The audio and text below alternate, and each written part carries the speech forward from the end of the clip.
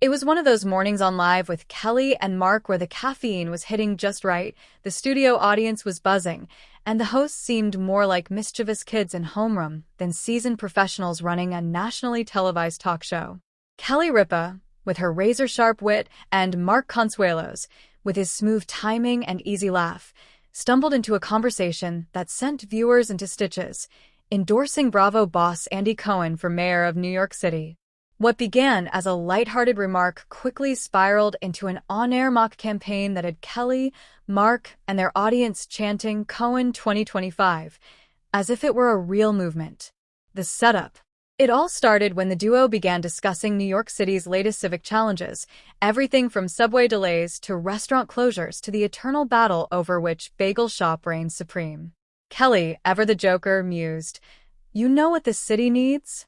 Someone who knows how to wrangle drama, manage egos, and still deliver ratings." Without missing a beat, she looked straight into the camera and declared, "Andy Cohen for mayor." The studio erupted into laughter, but Mark leaned in as if she had just uncovered a brilliant secret. "Wait," he said, raising a finger. "She might be onto something. Who else but Andy Cohen could handle New York? He's already the ringmaster of Bravo. The man can moderate 10 housewives at once without breaking a sweat. City Hall should be a breeze." Kelly slapped the desk, delighted with her accidental genius. "Exactly. If you can handle Teresa flipping tables in Jersey and Ramona ordering Pinot Grigio like it's a birthright, you can handle traffic congestion and budget meetings." Imagining the campaign. From there, the conversation turned into an impromptu sketch, complete with Kelly and Mark imagining what a Cohen mayoral campaign would look like. "Picture this," Kelly said, gesturing dramatically.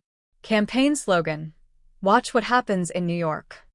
Mark doubled over, adding, his campaign rallies would just be watch what happens live tapings, except instead of Bravo stars, you'd have the sanitation department and the parks and rec team sitting in the clubhouse answering shady questions. Kelly grinned. "Can't you just see it?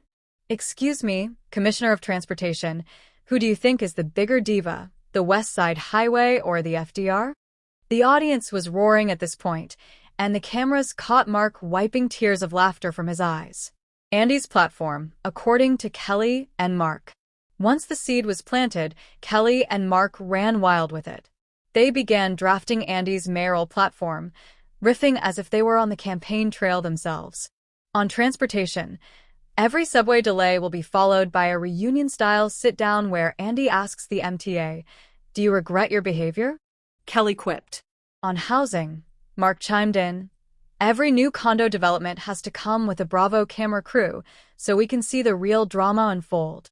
On public safety, Kelly leaned into her mic. "Instead of stop and frisk, it's watch and sip. Everyone just sits down, has a cocktail, and spills their grievances until Andy declares a winner." On taxes, Mark smirked. "Forget tax brackets. We'll have reunion couches. The more drama you bring to the city, the higher your bracket." Kelly added with a sparkle in her eye, "And every policy decision ends with a shady confessional interview. Imagine the governor in a Bravo-style green screen, saying, 'Well, if the mayor thinks I'm the problem, then she clearly doesn't know who she's dealing with.'" Andy's qualifications. Kelly then took on a more serious, faux campaign manager tone. "Look, he's already qualified. He's smart, he's connected, he understands people, and most importantly, he thrives on chaos. New York runs on chaos." Mark nodded. "Plus, he's the only guy who can make enemies hug it out by the end of the episode, sometimes literally." Kelly added, "And let's be honest, he'd give the best state of the city addresses ever. Forget boring PowerPoints. Andy would walk out in sequins with a martini and say, 'Tonight, we're talking crime, housing, and who wore it best in Times Square.'" Audience participation. The live audience, sensing the silliness of the moment, began chanting, "Andy, Andy, Andy." Someone even shouted, "Cohen 2025. Kelly immediately pointed toward them. "See? The people are speaking." Mark leaned over his chair, pretending to take notes like a campaign strategist. "We're already building momentum. First the studio, then the city, then the world." Kelly teased, Mayor Cohen will replace the ball drop in Times Square with a giant martini glass. Midnight hits and the olive plops in. Boom! New year, new city. The Bravo connection. Of course, much of the hilarity centered on Andy's Bravo empire. Kelly pointed out, every cabinet member will be cast like a Real Housewives franchise. Secretary of Education? She's a feisty one from Staten Island. Health Commissioner? Definitely a house husband with a protein shake brand.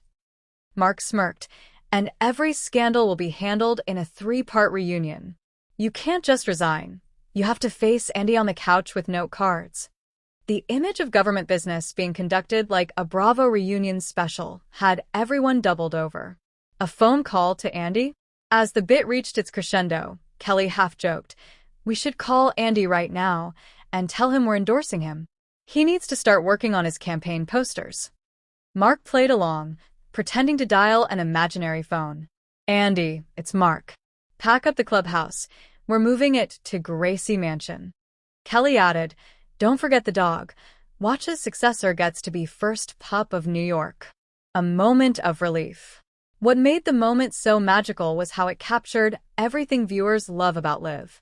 In an era where the news cycle can feel heavy, watching two Friends-turned-hosts dream up Andy Cohen as New York's savior was a breath of levity. It reminded the audience that sometimes the best kind of political commentary isn't cynical, it's playful. As one audience member later tweeted, "Forget Congress. I want Andy Cohen moderating every political debate from now on." Imagine the shady questions. Could it actually happen? While the endorsement was purely tongue-in-cheek, some fans immediately began speculating online. After all, stranger things have happened in American politics. Andy Cohen may not have announced any real ambitions for City Hall, but his unique ability to balance humor, confrontation, and charm makes the idea oddly appealing. Kelly herself acknowledged it as the show wrapped. Honestly, though, would he be any worse than some of the people who've run? Think about it. Mark gave a final wink to the camera. Cohen 2025. You heard it here first. The credits rolled, but the laughter lingered, leaving fans with a hilarious new fantasy. Andy Cohen, mayor of New York, presiding over a city that runs on drama, cocktails, and perfectly timed shade. Conclusion. The Andy Cohen for mayor moment on Live with Kelly and Mark may have started as a throwaway joke, but it perfectly captured the host's knack for turning everyday chatter into comedic gold. By blending their sharp banter with Andy's larger-than-life persona, Kelly and Mark created a moment of television that fans will be quoting for weeks. And while Andy Cohen may never step into politics for one morning, he was New York's dream candidate, endorsed not by pundits or party leaders, but by two of television's most lovable hosts. Because if New York really does run on chaos,